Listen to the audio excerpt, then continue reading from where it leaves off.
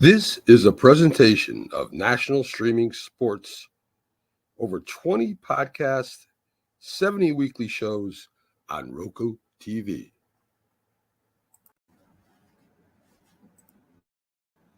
Sports Memories with Mac, Jack, and Doc on Northeast Streaming Sports.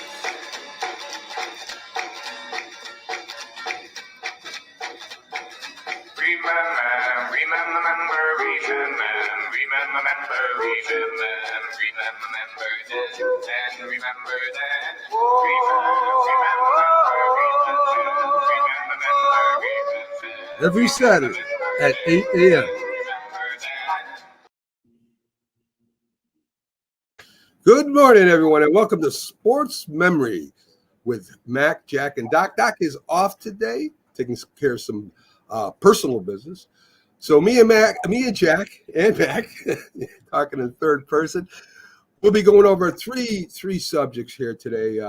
Pretty good stuff. I've learned a few things as I'm doing these shows, and hopefully you all out there will learn some things too about the past of sports, the history of players, teams, and events that happened way back when, and kind of sets precedent for today's sports and into the future.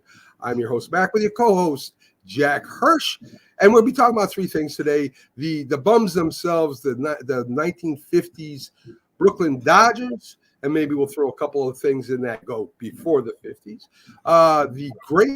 Maybe the greatest basketball player of all time, Wilt Chamberlain, and we'll talk about when the Detroit Lions, believe it or not, were actually champions in the NFL. So stick with us today. There may be a debate, there always is, between me and Jack and about some of the information, but that's okay. That's what makes the show great. So, Jack, we're going to start with the bums themselves, the Brooklyn Dodgers. Wait till next year. A lot of slogans out there. My dad was around when the Brooklyn Dodgers were one of the best teams in Major League. So I know a little bit from my father's story, did a little research, and I know that you know a lot about baseball, historian when it comes to baseball. So why don't you start us off with the Brooklyn Dodgers, Jack? Well, believe it or not, Mac, the Brooklyn Dodgers were actually ahead of my time. But this is safe to say there's no other sports franchise in history that had a stronger community-based relationship as the Dodgers had with the community of Brooklyn. It was an absolute love affair. You know, them playing at Ebbets Field, when fans would turn up to the game, it was like a carnival type atmosphere. It wasn't just like a baseball game. It was an outing. It was a day out. It was fun. You know, everything about Ebbets Field, it was like a celebration going to a game, and they loved their Dodgers. At that time, the players lived in the community. The Brooklyn Dodger players, for the most part, lived in Brooklyn. And not only during the season, but some of them during the off season as well. And the Dodgers were known for the slogan, really, wait till next year, wait till next year. They had great teams, but they just couldn't get over the top.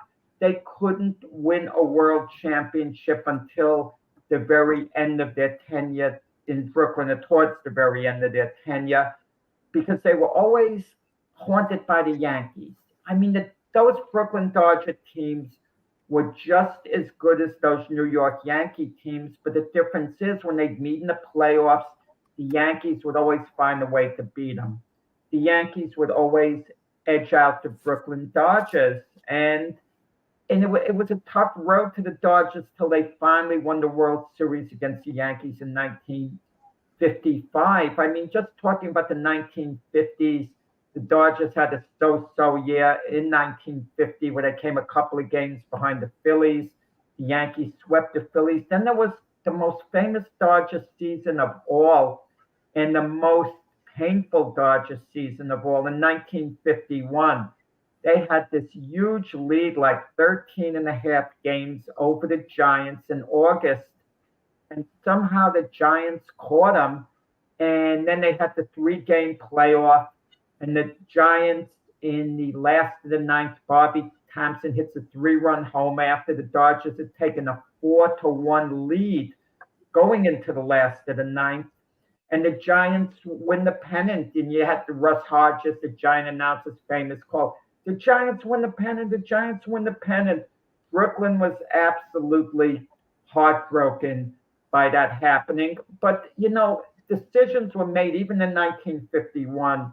No one talks about one of the worst, dumbest decisions ever made, and it was by the Dodger manager, Charlie Dressen. Now, at that time, managers had the power to make the ultimate decision for their teams. Ownership didn't get in the way. GMs were just about non-existent. Even though they were around, the manager did what he wanted to do. And it was a 3-game playoff. So the Dodgers win the coin toss. So Charlie Dressen, the manager, could have said, "We're going to play game 1 in the Polo Grounds, and the next 2 games, 2 and 3, if game 3 was needed, is going to be at Ebbets Field." So they were short that game 2 or 3 at Ebbets Field, even if they lost game 1 at the Polo Grounds. So what does the Dodger manager, Charlie Dressen, do? He opts to go for game 1 in Ebbets Field, saying we'll play games 2 and 3 at the Polo Grounds because he wants to get the quick jump. It was a dumb decision. It came back, to haunt the Dodgers, and it could have been the difference maker. We're never going to know. But then in 52, the Dodgers come back, win the pennant, lose to the Yankees. 1953, they have their best team yet, 105 wins. They look primed to win the World Series. The Yankees beat them again. Then, of course, 1954, the Giants win the pennant and beat the Cleveland Indians. And then there's 1955. The Dodgers finally had their breakthrough. They fell behind 2-0 to the Yankees in the World Series. Then they win the next 3. The Yankees win the 6th game, and then that's that famous 7th game where Johnny Padres got it done for the Dodgers. They win 2-0. Now, I'm old enough to remember the 69 Mets and to have seen them play and to remember the crazy celebration that took place when the pitiful Mets rose from being, the laughing stock of the National League for a few years, especially when their franchise started 7 years before, to world champions. That was off the rails, Mac. That seemed to be crazy. I asked a neighbor of mine a lot of years later, who was older than myself, who lived through the Brooklyn Dodgers in 1955, who was in the borough. And I said, how does the Mets winning the World Series compare to the Dodgers winning it in 1955? Was it pretty similar? He said, not at all, not even close. I mean, the Dodgers turned Brooklyn upside down. And I remember the story that Vince Scully said, and the amazing Vince Scully, 67 years a Dodger broadcaster. He took over in 1950. He said when they were at Yankee Stadium, the Dodgers won the World Series, it was like normal in the streets. But as soon as their car got into Brooklyn, it was like Mardi Gras. It was crazy what was going on over there. I mean, it was like the wildest, craziest celebration, the Dodgers breaking through. And nothing to compare to that. The following year, Dodgers and Yankees went at it at 7 games again. The Yankees won. But then there was more turmoil surrounding the Dodgers. Walter O'Malley, their owner, threatened basically, either we get a new stadium or we're going to move. Okay, because Ebbets Field needed to be fixed up, and they just needed a new facility. So Robert Moses, who was in charge of, building things and so on, offered the Dodgers a new stadium, but it was in Flushing where the Mets would ultimately play. And Walter O'Malley said, how can we be called the Brooklyn Dodgers if we're playing all our games in Queens? Okay? Right. And he didn't go for it. And Robert Moses wouldn't budge. Meanwhile, the Los Angeles Dodgers the community of Los Angeles was vetting the Dodgers, giving them all these offers, making it tempting. And baseball on the West Coast in LA was unheard of at the time, but it was a brand new market, and O'Malley made the move, and he convinced the New York Giants baseball team to move too after the 1957 season. Now, when the Dodgers went to Los Angeles after the 1957 season, they didn't go as champions. They didn't win the pennant. The Milwaukee Braves actually won the pennant that year, and the Braves then won it in 1958, where the Dodgers were way under 500. But then the Dodgers bounced back in 59 as the LA Dodgers, and they won the World Series. Yeah, I mean, as I told you, my dad grew up then, and that was when baseball really didn't have stadiums. I mean, Yankee Stadium was a very big part, but you had the Ebbets Fields and the Fenway Parks, and they were a smaller, more, as you said, community place for these guys to play. My father used to sneak into Ebbets Field to watch the Dodgers and the Yankees play. And as you said, the Dodgers would actually ride the trolleys with the people. They were actually, one of their names before they officially became the Dodgers, the Brooklyn Dodgers, were the Trolley Dodgers, Jack. And these guys, as you said, my father walked through Brooklyn, and Gil Hodges lived there. And this guy, I mean, they were right there in the community with the people, and maybe one of the only teams that did it. Even back then, I imagine teams were a little bit more community related because it wasn't as big as it got later on. But of course, it was the biggest sport next to boxing back in those days. So here's a couple of things that the Dodgers did that started things way even before the 50s, Jack.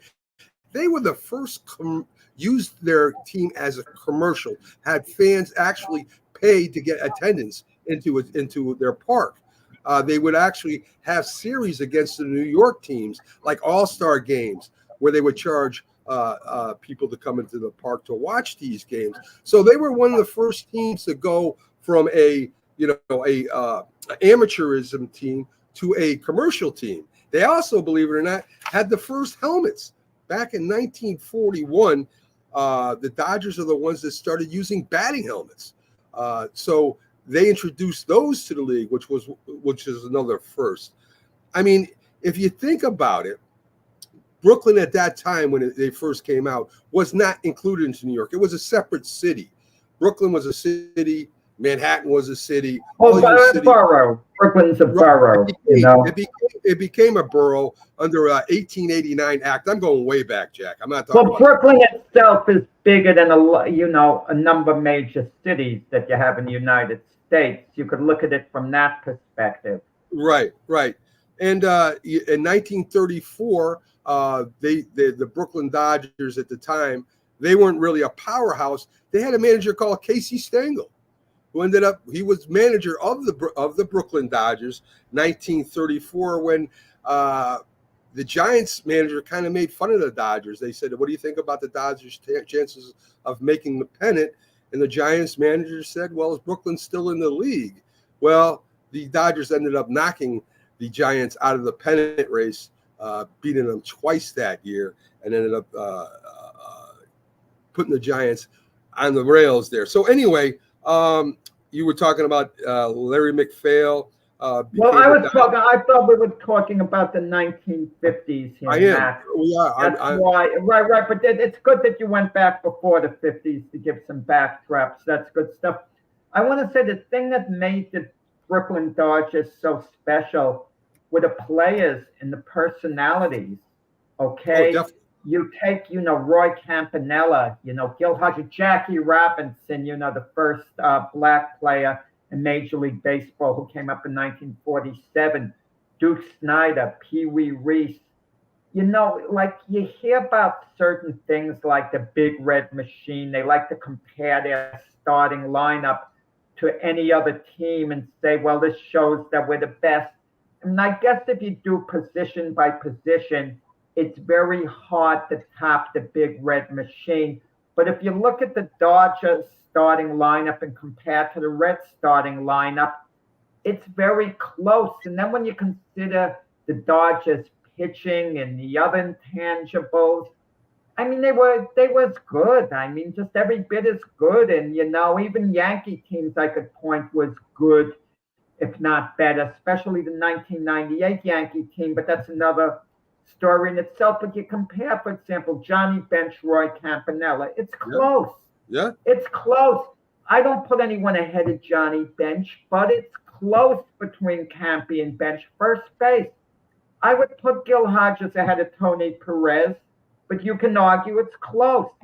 Second base, I can make an argument that Jackie Robinson should be put ahead of Joe Morgan. Would I do it? I'm not saying I would do it. I could make a compelling argument. Joe Morgan didn't raise the hell on the bases of Jackie Robinson did. Jackie Robinson altered the game when he got on base. The pitcher had to so concentrate on him, it threw the pitchers off. Pee Wee Reese, I could put him ahead of Dave Concepcion at shortstop.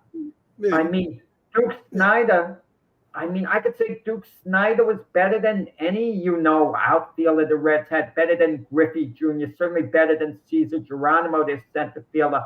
George Foster had only one truly big year when he had 52 homers. I could put Duke Snyder easily ahead of him if I want to. Maybe not for that one given year that he hit 52 homers. And the Dodgers have a pitcher like the Reds, like Don Newcomb, for example. I don't mean to diminish this and that, but I get tired of people doing the comparison position by position game. I guess we all do it to a small extent, but it doesn't work that way because one team could have an edge like 6-2 if you compare position by position. But in a few of those positions, it's very close. The starting pitching won't be as good. The bullpen won't be as good. The bench won't be as good. So many things factor into it. Yeah, I think Don Newcomb was a very good pitcher. Curl Erskine, Preacher Rowe was a good third pitcher. The Dodgers had a very good team. They just had, they remind me of the Red Sox until they finally won a World Series, right? Wait again until next year. It was like a thing with the Dodgers. Wait till next year. It was kind of a fun thing for them. The fans kind of enjoyed that to a point because they knew they had a great team, but they probably for some reason or another weren't going to win the World Series, and they had fun with that. There was a cartoonist, Jack. I'll get to. He them bums was a big Bill phrase. Gallo. Yes, and he got that from a cab driver. A cab driver said, "How did them bums do?" He took that "them bums," made a cartoon out of it after a clown in some circus, and that was on the Dodgers yearbook for a few years. So they had fun with the losing, but they knew the players, they loved the players, and finally, as you said, when they did win, it was like as you said, Mardi Gras is great. I don't know if I could top that analogy. It was well, let me tell you the point you make with them bums, with the cartoon done, the drawing. When they won the World Series, the Daily News, it comes out the first edition, like the big mouth roars of the pictures and who's a bum, like with the Dodgers. And the thing about the Dodgers, they remind me later of the 1986 New York Mets or the 1985 Chicago Bears. Those were great teams that should have won more than one championship. Yes. We cherish the championship that they won, but they should have won more. In a way, the Dodgers did, in a way. But it started after 1955. It started a few years later, but you had the name Los Angeles. But imagine their name was still Brooklyn at the time in 1959. The Dodgers beat the White Sox in the World Series that year. Of all years for the Yankees not to go to the World Series, they didn't quite play the Dodgers. And then, of course, the Dodgers in 63 won the World Series, and 65 won the World Series. But then they lost. They got swept by the Orioles in 66. But the point is the Dodgers stayed very relevant, when they left Brooklyn. But there was kind of like a transition of players, like you mentioned, Newcomb, Preacher Rowe, Carl Erskine, and those guys. Instead, it was Koufax and Drysdale. People forget this about the great Sandy Koufax. He only had a few good years in majors. I mean, 3 absolutely incredible years, amongst them, even though 5 of them were really outstanding. He came up to the Dodgers as a 19-year-old in the mid-1950s. Okay, I'm thinking, was he part of that 55 team that celebrated? I think he was, but I'd have to check that up or check on that again. But he wasn't really effective throughout the 50s. That didn't happen till the 1960s, but the Dodgers kind of didn't give up on him. They kind of stayed with Sandy Koufax. You know what he was the equivalent of, Mac? Nolan Ryan with the Mets for those years. But the Mets moved on from Nolan Ryan. Can you imagine the Mets handled Nolan Ryan the way the Dodgers did Koufax? They just stick with him. And look what Koufax wound up being with the Dodgers. And Nolan Ryan could have had a great Met career, conceivably, had they not moved on from him. Can you imagine that? Yeah, I can. I mean, that team would have been maybe would have won more games. The Subway Series, everybody talks about. The Mets play the Yankees, the Subway Series. I don't know. I mean, it doesn't feel the same. I mean, really, the Subway Series started with the Giants and the Dodgers. They were in the same conference. I think it's 1899 or 1898 was when that series that was the ancestor of the Subway Series.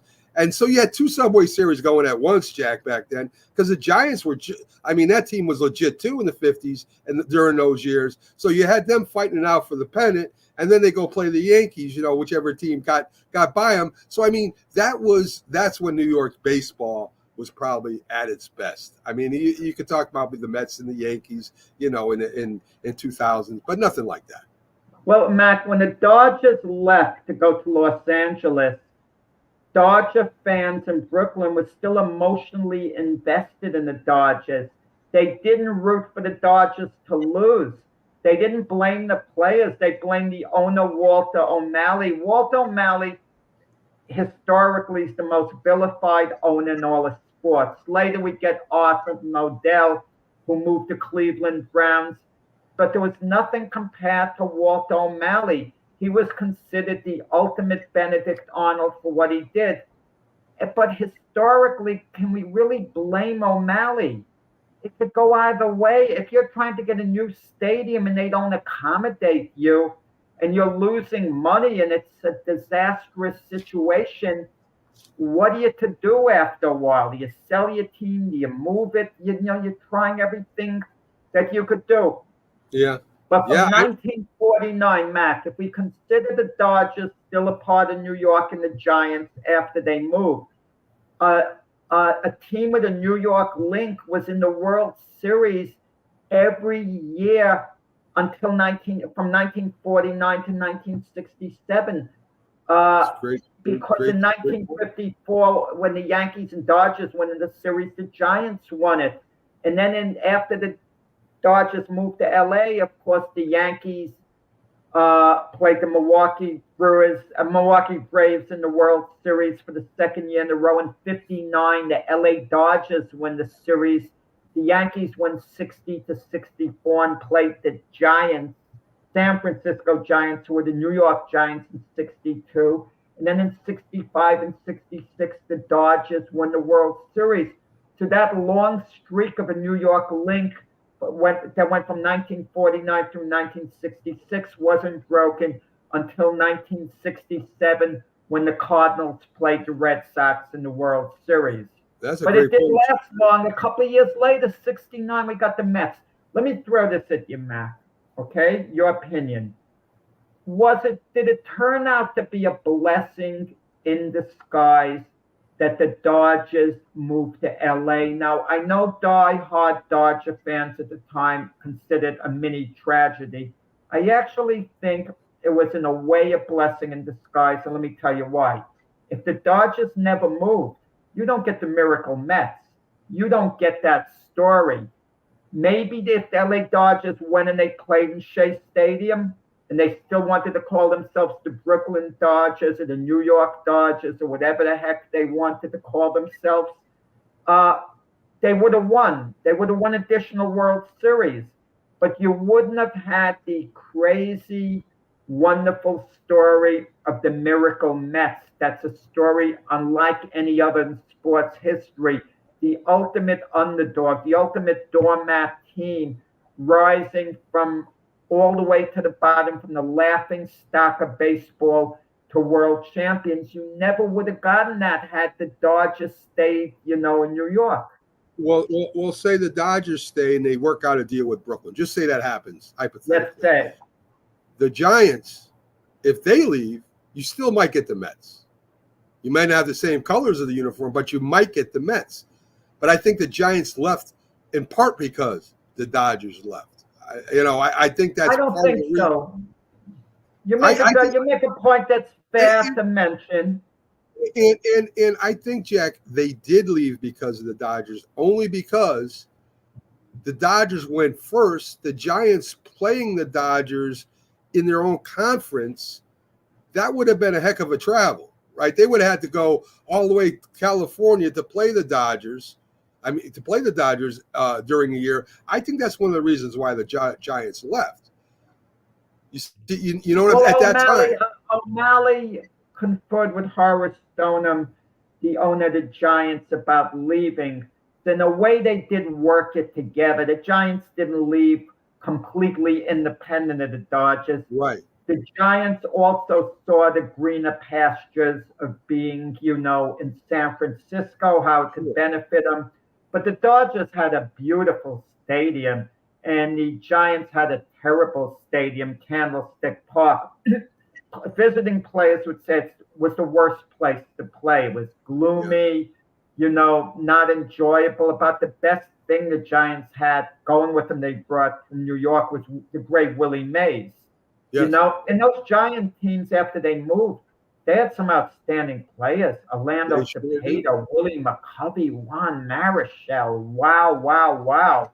I mean, great players. And you are correct. We don't know. I don't think the Met franchise would have quite come into existence. But make no mistake about it, the link that the New York Mets had, it's been always related to the Dodgers, not the Giants, hardly at all.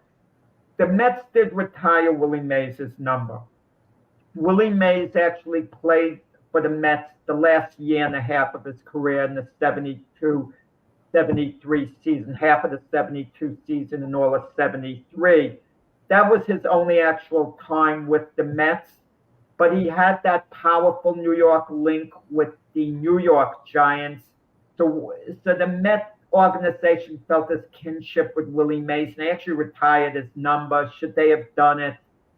That's kind of debatable. But when Citi Field opened up in 2009, the Mets' new ballpark, and I'm at fault for this myself because I supported it at the time, and now I feel it was a mistake. The Mets celebrated the Brooklyn Dodger history. They should have been celebrating their own darn history only. I mean, it's okay to have a separate wing and acknowledge what the Dodgers, what Jackie Robinson went through. I get all that.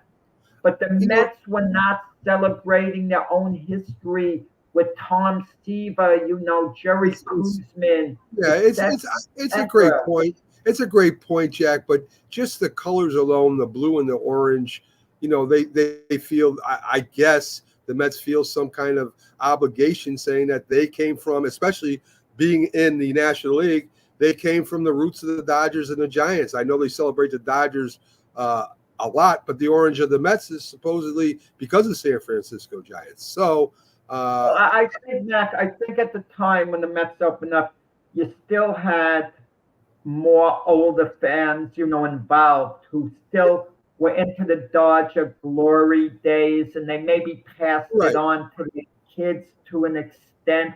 Look, the Brooklyn Dodgers were before my time, but I'm fascinated by the Brooklyn Dodgers. And I think it's a great PR move to get the Dodger fans, the Brooklyn Dodger fans, to come over to the Mets too, right? Instead of maybe going to the Yankees. Who knows what they were thinking back then? But again, it was probably a good PR move on our part at Mac, the time. tell me the logic of this. The Mets came into existence in 1962. The Yankees were the defending World Series champions coming off that historic Roger Maris, Mickey Mantle home run duel year.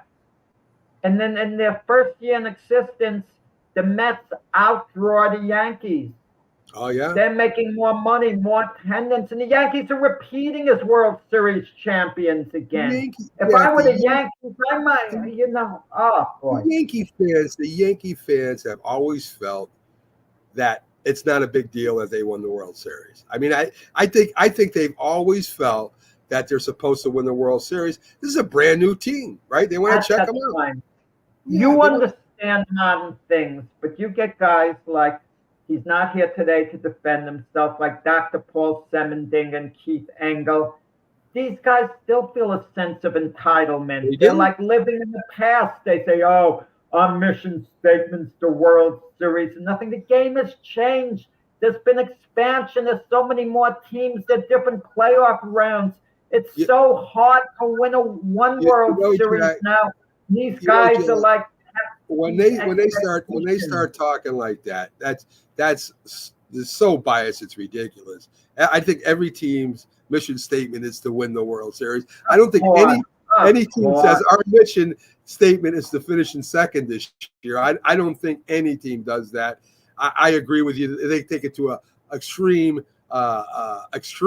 where they're not happy no matter what the Yankees do unless they win the World Series.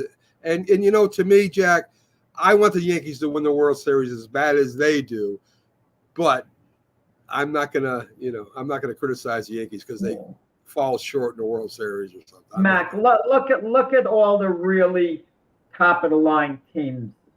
You get the Phillies. Yeah. You get the Dodgers. You get the Orioles. You get the Astros. You have several others, and only one of them can win the World Series. True. And the Yankees are still good enough. You could put them in that group. You could put them in that group. Absolutely. To me, that's but sports is a little different. Once in a while, you get a team that is head and shoulders above their competition, and then you have a right to be disappointed, like the Boston Celtics in the NBA in the Eastern Conference. They're considered to be clearly the best team, even though other teams have made moves and they might upend the Celtics next year. It could happen. We all know the Celtics are going to enter the season as the favorites, as long as they come in healthy. So once in a while, you do get that scenario, and the Celtics did it last year. They went in as the best team, and that was the expectation, and they lived up to it. But in baseball, it's not the way it used to be, where you knew the Yankees were going to have the best record. They were going to be in the World Series, and they had to just win one playoff round. Well, there you go. And you said the key thing at the end there, one playoff round. So let's get to our second subject. And there might be some disagreement here, folks, but that's okay. Wilt Chamberlain, in my opinion, researching Wilt Chamberlain, as far as scoring and rebounds alone, is the greatest basketball player of all time. LeBron James scoring title, Abdul-Jabbar did pass him.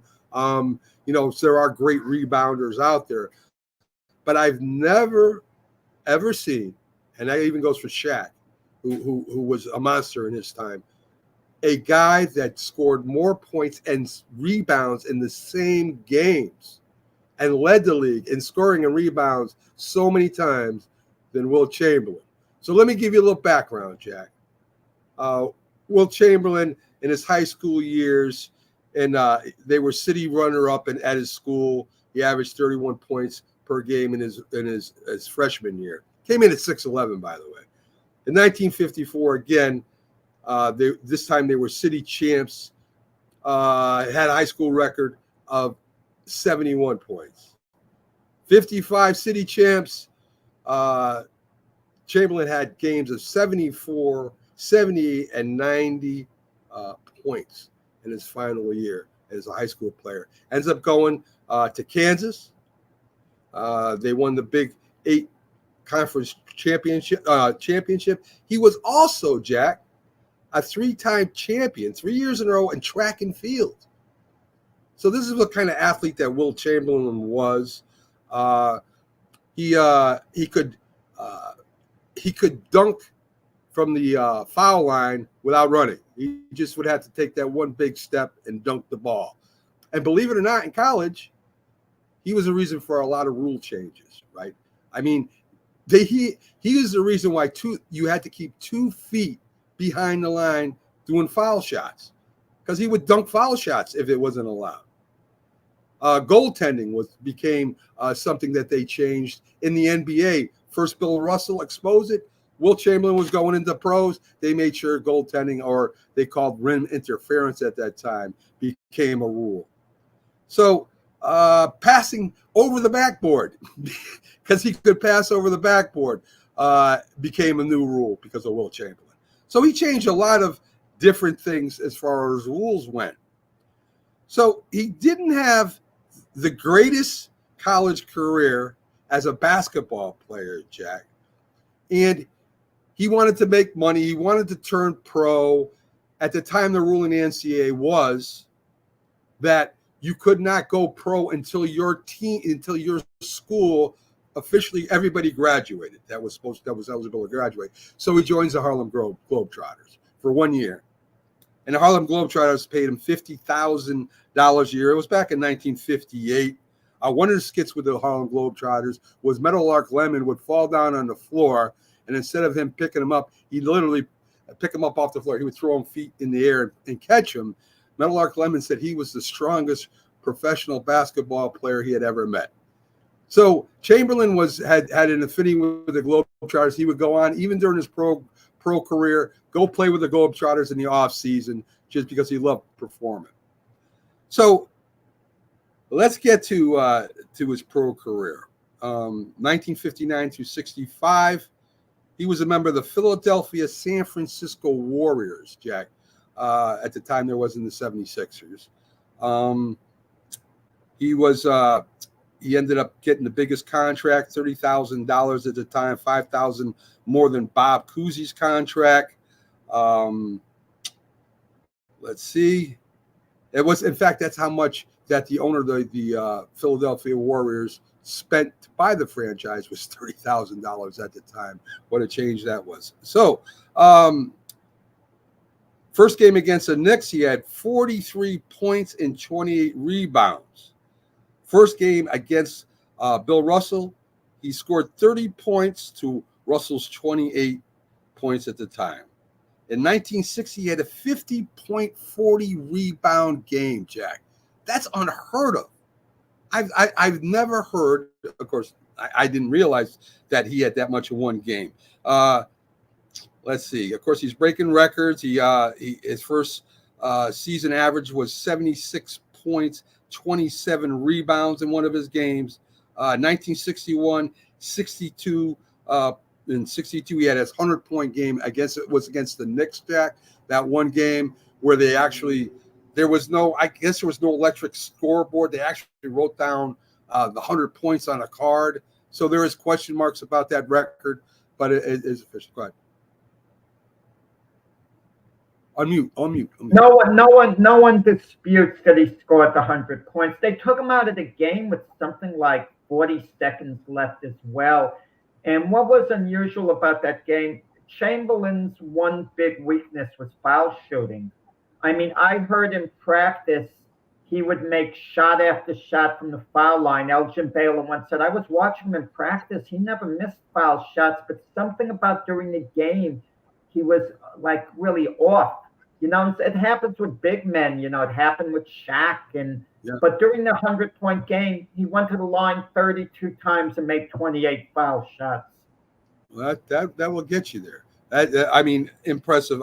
Like nothing I've ever seen. And he said to Chamberlain, they asked him once, is anyone else going to score 100 points in the game? He said it's possible, but the only way another player is going to score 100 points in a game, that player's got to be completely selfish. And it's got to be a team effort to get him the points. Yeah. And they've got to just do it. I always wondered with Michael Jordan, let's say hypothetically, let's use our imagination, and LeBron was his teammate. LeBron says, MJ, let's look at the schedule. We're going to get you 100 points one game. And they picked the weakest team. It's doubtful that MJ would get it, but maybe he'd make a run at 75 to 80 points, which seems close, but really is still far away. If I'm not mistaken, I think Kobe has 81 points. 81, yeah. That's still 19 points away. It seems like it's very close, but it's still 19 points away. The whole team would have to the whole team would have to gear towards that one player scoring, and the opposing team would have to back off, play him man to man, not try to stop him. And you imagine too, Michael Jordan, even though he was dunking in the beginning of his career, became a good outside shooter. And Kobe Bryant was a good outside shooter, where Chamberlain was right around the basket. So, I mean, I know he did have a shot, but mainly he was a putback guy. You got him in the low post and he slam over you. But as you said, the foul shots are what really put him over the top during the Knicks game. So he gets an MVP from 66 to 67, Jack. He's getting MVPs back to back. He gets his first title.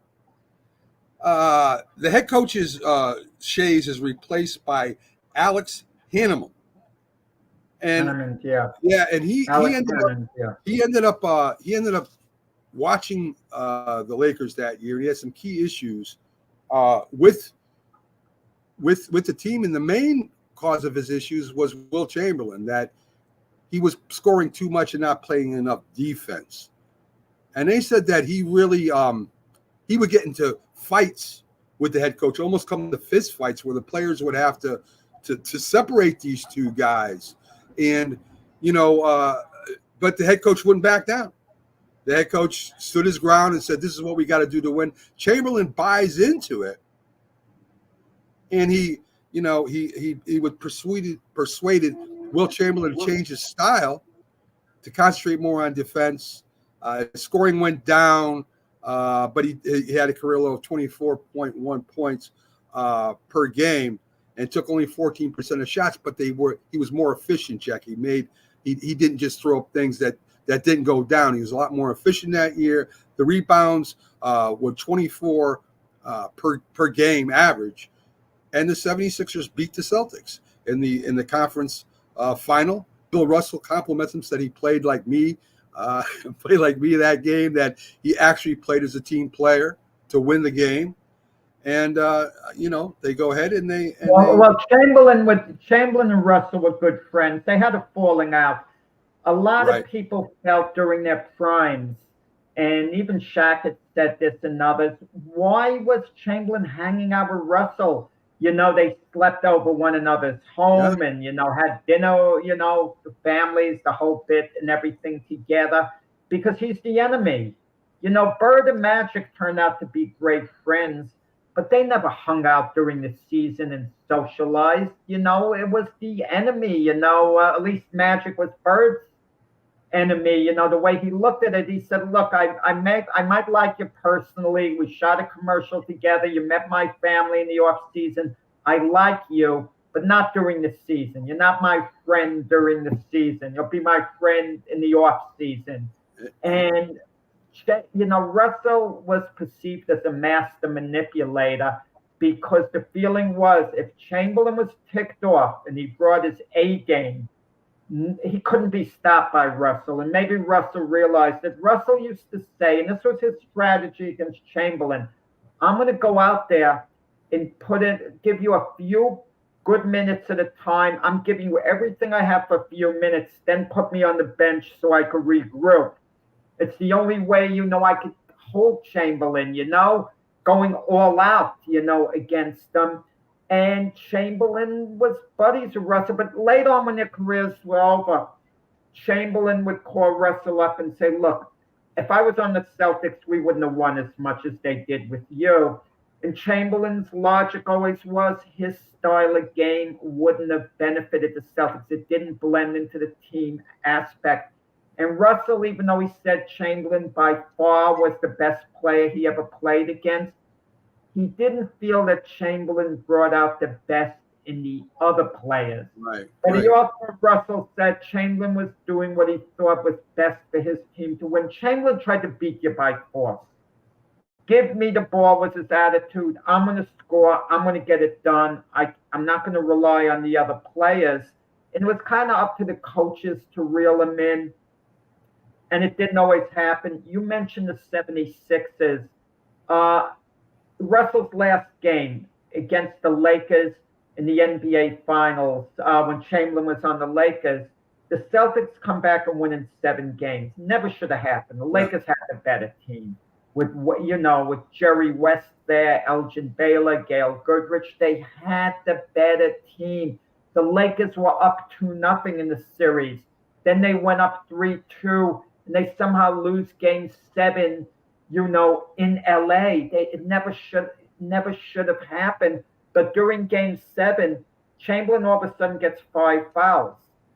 And he's stretching out his leg like he's injured. And I'm not saying he wasn't injured, but you kind of wonder, was Chamberlain thinking, well, I never fouled out of a game before in my career. I got 5 fouls. I don't want to get the 6th foul.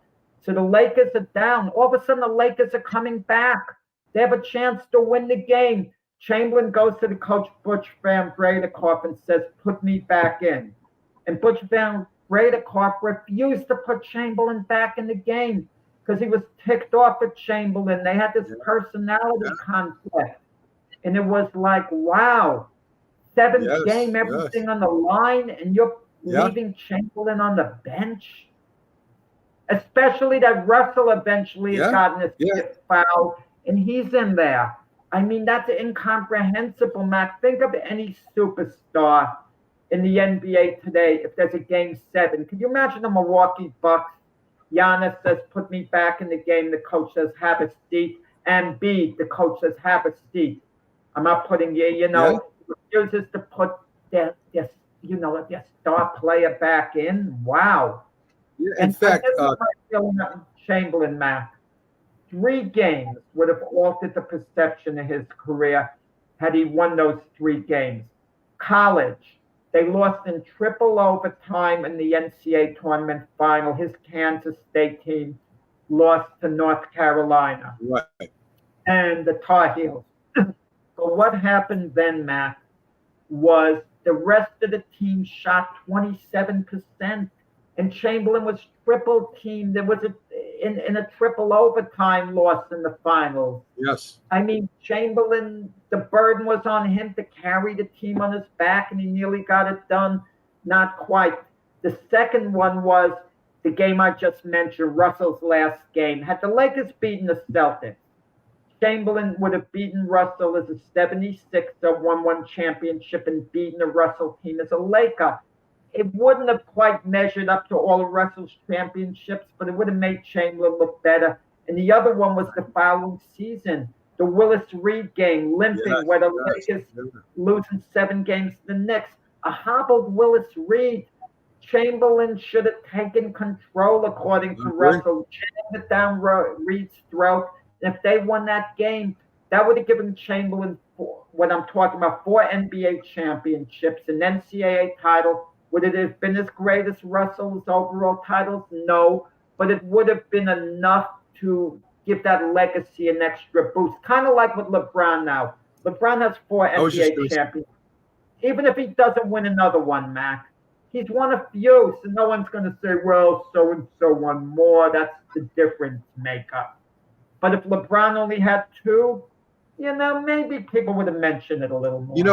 And I was just going to say that, and interesting, because Koff said he never respected Chamberlain. He was egotistical, he was individualist, and Chamberlain called him the dumbest, stupidest coach he ever played for, and just because of him not being put in that game. And the Knicks did beat him twice, if I'm not mistaken. I think they beat him in 71 and 73. And he was with Baylor. Chamberlain beat him in between.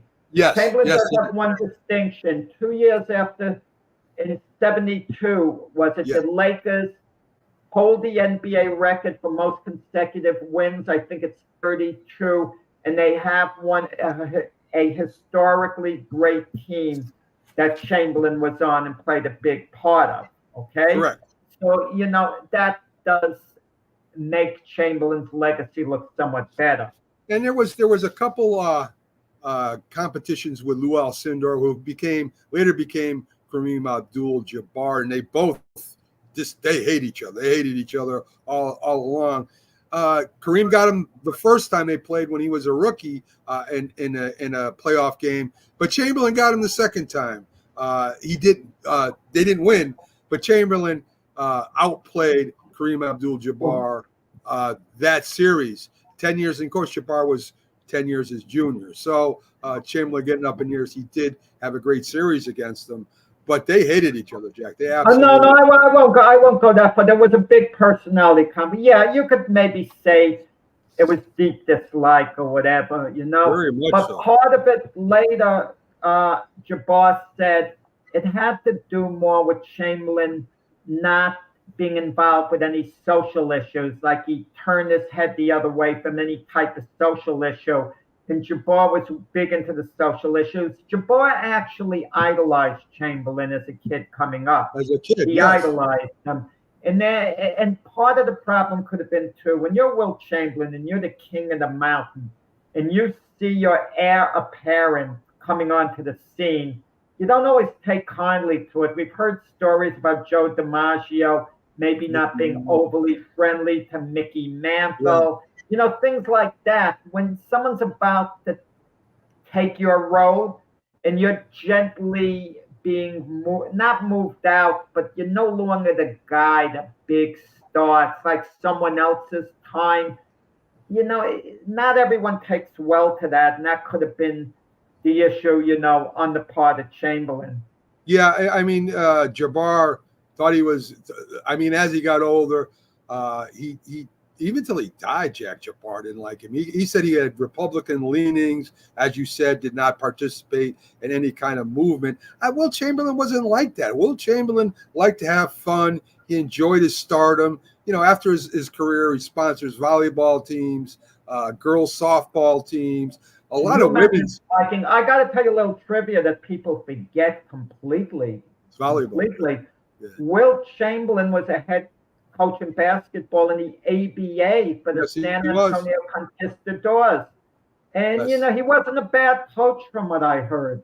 They said that he was good in some areas, but he was very impatient sometimes with the players. But, that's a lot of. He was an impatient player. I saw Wilt Chamberlain play in person one game, actually. And I remember the perception of Chamberlain was that he was a selfish player. And he couldn't win Chamberlain. He couldn't win over the critics. Because what I remember my childhood, the ball is given to Chamberlain in the low post. He's holding it out. And one of the fans says, he wants the assist. Like that's being selfish. He wants the assist.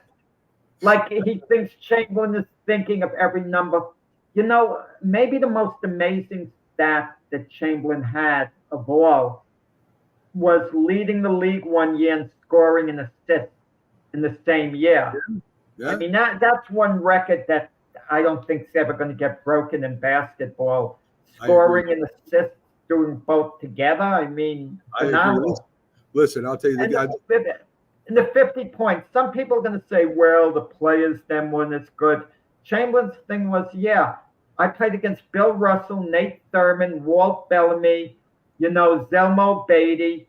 But in fairness to the critics, if you look at Chamberlain's numbers against Russell, he never would have taken a run at being close to 50 points per game if he had to play night in, night out against Shaq, Olajuwon, Joel Embiid, Kareem Abdul-Jabbar.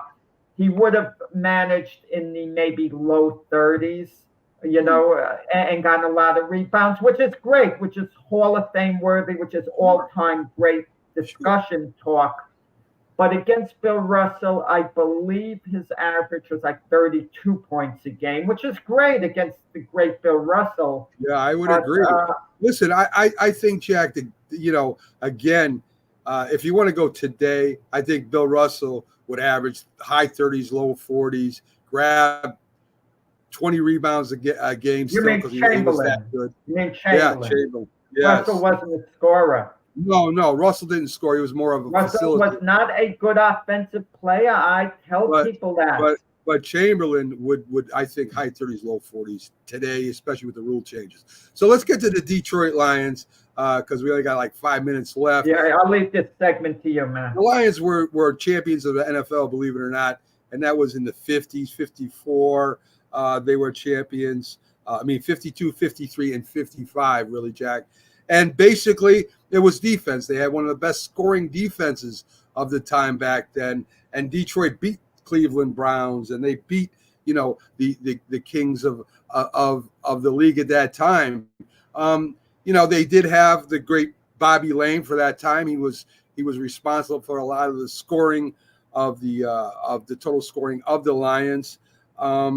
The 6 players of the 52 team are in the Hall of Fame, so they were great players. Under head coach Buddy Baker beat Cleveland 17-16. They had running back Doak Walker, who was a very good running back at that time. I think he's in the Hall of Fame also. I said the big thing was their scoring defense, defensive back. Jack Christensen led the league with 12 interceptions. They had 7 Pro Bowlers on that team. And, between Bobby Lane, actually got hurt, their great backup quarterback Tobin Rote filled in for him as underdogs versus the Cleveland in their last Super Bowl, last championship, which then was considered a Super Bowl. They led 17-0 after first quarter and won the game 59-14. So, Jack, the Lions, like the Browns, haven't won a Super Bowl in the Super Bowl era. These teams were... They haven't gotten to a Super Bowl either franchise, the Lions or the Browns in the Super Bowl era, let alone winning it. Great point. And they came close a couple of times. I mean, the Cleveland Browns did play the Denver Broncos a couple of times for the championship. The Lions last year put something together. Devastating loss last year. Devastating. To come that close and to have that type of lead and not make your first Super Bowl, now have to start over again. And as was Cleveland with Byers fumbling the ball at the goal line. I think twice he did that, if I'm not mistaken. Once. The first time against the Broncos was the drive. John Elway on the last drive of the game, 98 yards taken to overtime. That had nothing to do with Biner. Was the following year. But Biner did fumble the ball to give the Denver Broncos that last drive from their goal line to go all the way, if I remember correctly, Jack. I think he was responsible. No. But anyway. No, that was the following year. Okay. But anyway, Cleveland got close to those against some 2 Bronco teams. And who knows if they get in the Super Bowl? They have a possibility of winning that Super Bowl. And who knows if the Lions got in the Super Bowl last year? They had a possibility of winning that Super Bowl. I mean, it's really crazy how teams that were so great way back when, these 2 teams especially, haven't been able to win a Super Bowl since. Well, Mac, a couple of years before that, Lion fans were rooting for the Rams against the Bengals in the Super Bowl because Matthew Stafford, their longtime quarterback, was traded to the Rams. He kind of moved on. So they were really rooting hard for Matthew Stafford still as one of their own. So they wanted the Rams to win that, and the Rams did. Obviously, it wasn't as wonderful. They had their own franchise, won it, but they took a little bit of satisfaction out of that. And who knows, maybe, just maybe, if Watson has what he plays as the way he's capable of was before, maybe they're in the mix this year. And maybe the Lions are again in the Browns. Deshaun Watson. No. That's what Cleveland, if they could get to their first. I'm talking about these 2 teams. These 2 teams. If Watson has a way he's capable of playing, if Detroit plays as good as they did last year and gets the breaks, who knows? Maybe they're in the Super Bowl. So maybe we see the Cleveland Browns versus the Detroit Lions in the Super Bowl. That would be awesome. I mean, just for those 2 franchises, right? Wow, that would be amazing. The first time in the Super Bowl era, both teams are there. and they're playing one another. It would remind me a little of when the Cleveland Indians played the Chicago Cubs. Neither team had won a World Series forever, and it was odd. You knew one of them had to win it, so that kind of made it, enjoyable. Maybe it's an early prediction for me. We'll see you tomorrow on the Big Football Show as we cover the NFL and the biggest sports. Have a great day, folks. Enjoy your Saturday. We'll see you.